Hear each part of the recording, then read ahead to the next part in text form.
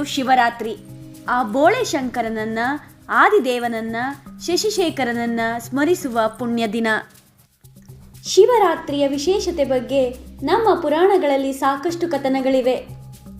ಶಿವರಾತ್ರಿಯ ದಿನ ಏನೆಲ್ಲ ಆಯಿತು, ಏಕೆ ಇದು ಶಿವನ ಹಬ್ಬ, ಶಿವನಿಗೂ ಈ ದಿನಕ್ಕೂ ಇರುವ ಸಂಬಂಧ ಏನು ಮತ್ತು ವೈಜ್ಞಾನಿಕವಾಗಿ ಶಿವರಾತ್ರಿಯ ಹಿನ್ನೆಲೆ ಏನು ಅನ್ನೋ ಬಗ್ಗೆ ಒಂದಷ್ಟು ವಿವರಗಳು, ಕಥನಗಳನ್ನು ನಾವು ಇಲ್ಲಿ ನೋಡೋ ಪ್ರಯತ್ನ ಮಾಡೋಣ. ಅದು ಸಮುದ್ರ ಮಥನ ಕಾಲ. ಅಸುರ ಶಕ್ತಿಯು ದೈವ ಶಕ್ತಿಗಿಂತ ಪ್ರಬಲಗೊಂಡಾಗ ಅಮೃತವನ್ನು ಪಡೆಯುವುದರ ಮೂಲಕ ದೈವಿ ಶಕ್ತಿಗೆ ಹಿಂಬನ್ನು ಕೊಡಲು, ಅಂದರೆ ಒಳ್ಳೆಯದು ಉಳಿದು ಕೆಟ್ಟದ್ದು ಅಳಿಯಲಿ ಎಂದು ಮಹಾವಿಷ್ಣುವಿನ ಆದೇಶದ ಮೇರೆಗೆ ದೇವದಾನವರು ಸಮುದ್ರ ಮಥನಕ್ಕೆ ಮುಂದಾಗುತ್ತಾರೆ. ಈ ಮಹತ್ ಕಾರ್ಯಕ್ಕೆ ಶೇಷನಾಗ ಹಗ್ಗವಾದರೆ ಮಂದಾರ ಪರ್ವತ ಕಡಗೋಲಿನಂತೆ ಬಳಕೆಯಾಯಿತು. ಸಾಕ್ಷಾತ್ ಶ್ರೀ ವಿಷ್ಣು ಕೂರ್ಮಾವತಾರವನ್ನು ತಾಳಿ ಆ ಕಡಗೋಲಿಗೆ ತನ್ನ ಬೆನ್ನನ್ನು ಆಧಾರವಾಗಿ ಕೊಟ್ಟ. ಹೀಗೆ ಸಮುದ್ರವನ್ನು ಕಡಿಯುತ್ತಾ ಇರುವಾಗ ಕಾಮಧೇನು ಬಂತು. ಕೇಳಿದ್ದನ್ನೆಲ್ಲ ಕೊಡುವ ಕಲ್ಪವೃಕ್ಷ ಬಂತು. ಸರ್ವ ಸಂಪತ್ತಿನ ಆದಿನಾಯಕಿ ಶ್ರೀಲಕ್ಷ್ಮಿ ಎದ್ದು ಬಂದಳು. ಹೀಗೆ ಒಳ್ಳೆಯದೆಲ್ಲ ಬಂದ ಮೇಲೆ ಅಲ್ಲಿ ಕೆಟ್ಟದ್ದು, ವಿನಾಶಕ್ಕೆ ಕಾರಣವಾದದ್ದು ಬರಲೇಬೇಕಲ್ಲವೇ? ಆಗ ಉದ್ಭವಿಸಿದ್ದೇ ಹಾಲಾಹಲ. ಆಗ 3 ಲೋಕಗಳನ್ನು ದಹಿಸಿ ಬಿಡುವ ತಲ್ಲಣ ಸೃಷ್ಟಿಯಾಯಿತು. ಆಗ ದೇವದಾನವರಿಗೆ ನೆನಪಾಗಿದ್ದು ಕರುಣಾಮಯಿ ಬೋಳೆಶಂಕರ. ತಕ್ಷಣ ಅವನನ್ನು ಮೊರೆ ಹೋದ ದೇವಗಣ ಮತ್ತು ರಾಕ್ಷಸಗಣ ತಮ್ಮನ್ನು ರಕ್ಷಿಸುವಂತೆ ಬೇಡಿಕೊಳ್ಳುತ್ತಾರೆ.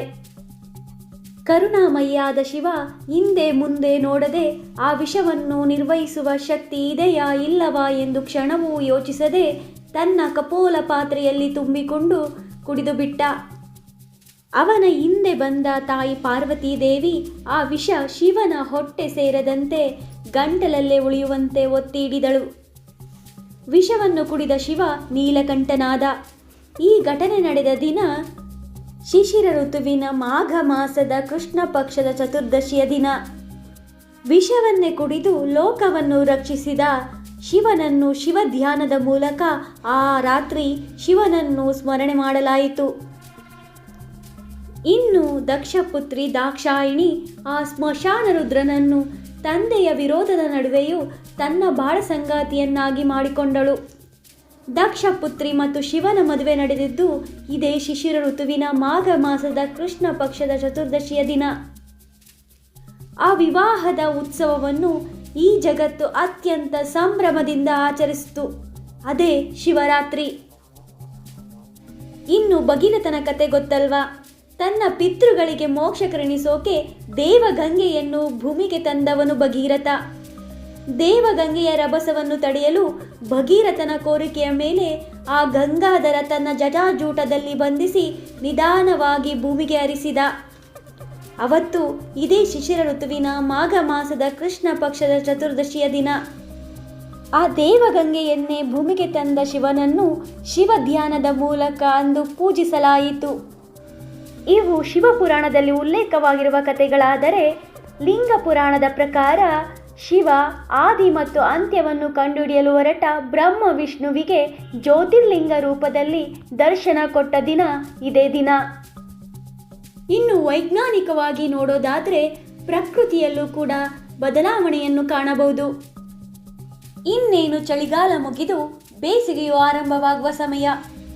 ಇದು ನಮ್ಮ ದೇಹದಲ್ಲಿ ಕೆಲವೊಂದು ಬದಲಾವಣೆಗೆ ಕಾರಣವಾಗುತ್ತೆ. ಶೀತ, ಕೆಮ್ಮು ಮತ್ತು ಉಸಿರಾಟ ಸಂಬಂಧಿ ಕಾಯಿಲೆಗಳು ಮನುಷ್ಯನನ್ನು ಬಾಧಿಸುತ್ತವೆ. ಅದಕ್ಕಾಗಿ ನಮ್ಮ ಹಿರಿಯರು ಒಂದಿಷ್ಟು ಹಬ್ಬಗಳು, ಆಚರಣೆಗಳ ಮೂಲಕ ನಮ್ಮ ದೇಹದ ಮತ್ತು ಮನಸ್ಸಿನ ಆರೋಗ್ಯ ಸುಸ್ಥಿರವಾಗುವಲ್ಲಿ ನೆರವಾಗುವಂತೆ ಮಾಡಿದ್ದಾರೆ. ಈ ದಿನ ನಿರ್ಜಲ ಉಪವಾಸವಿದ್ದು ಶಿವಧ್ಯಾನವನ್ನು ಮಾಡಿ ಬಿಲ್ವಪತ್ರೆಯಿಂದ ಶಿವನನ್ನು ಪೂಜಿಸಿದರೆ ಪುಣ್ಯ ಪ್ರಾಪ್ತಿ ಎಂಬ ಉಲ್ಲೇಖವಿದೆ. ಉಪವಾಸವೆಂದರೆ ನಾವು ತಿಳಿದಿರೋ ಹಾಗೆ ಊಟ ಬಿಡುವುದಲ್ಲ. ಉಪ ಅಂದರೆ ಹತ್ತಿರ, ವಾಸ ಅಂದರೆ ಇರುವುದು, ಅಂದರೆ ದೇವರನ್ನ ಸ್ಮರಿಸುತ್ತಾ ದೇವರಿಗೆ ಹತ್ತಿರವಾಗುವುದು. ಕೆಲವೊಂದಿಷ್ಟು ಫಲಹಾರಗಳನ್ನು ಸೇವಿಸುತ್ತಾ ನಮ್ಮ ದೇಹದ ಆರೋಗ್ಯವನ್ನು ಸುಸ್ಥಿತಿಯಲ್ಲಿಡುವುದು. ಇನ್ನು ಬಿಲ್ವಪತ್ರೆಯ ವಾಸನೆಯಿಂದಲೇ ಅದೆಷ್ಟೋ ಉಸಿರಾಟದ ಕಾಯಿಲೆಗಳು ದೂರವಾಗುತ್ತವೆಂಬ ಉಲ್ಲೇಖವಿದೆ. ಅದೇನೇ ಇರಲಿ ಸ್ನೇಹಿತರೆ, ಈ ಶಿವರಾತ್ರಿ ನಿಮ್ಮೆಲ್ಲರಿಗೂ ಒಳಿತನ್ನೇ ಮಾಡಲಿ. ಶುಭ ದಿನ.